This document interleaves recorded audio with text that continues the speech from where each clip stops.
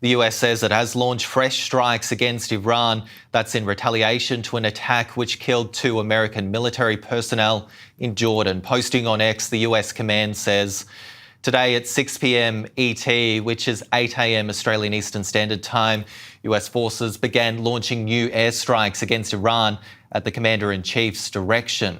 The strikes are designed to further degrade Iran's ability to threaten commercial shipping in the Strait of Hormuz and swiftly punish Islamic Revolutionary Guard Corps forces who launched attacks against American service members in Jordan last night.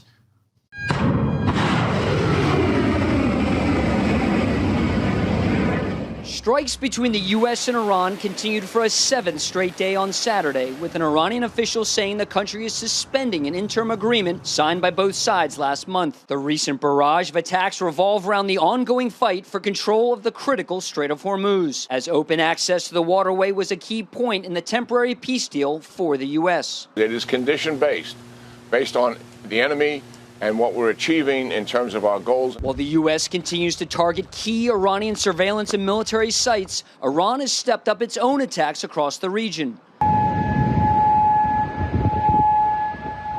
Authorities in Kuwait say Iran attacked its desalination and power plants on Saturday, which could threaten drinking water and supplies across the country. And U.S. Central Command says 2 U.S. service members were killed and 1 remains missing, following Iranian strikes on a military base in Jordan on Friday. There's risk to our military that's in the region, but I also think it makes it unbelievably plain to the world that you have to win this. It also comes as Iran has threatened to ramp up strikes in recent days.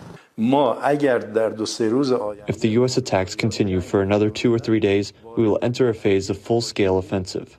It remains unclear how long either side plans to keep up the attacks, as tensions around the strait continue to increase. The Strait of Hormuz is Iran's #1 strategic asset. It used to be nuclear weapons, but their nuclear enterprise is buried under a mountain of rubble.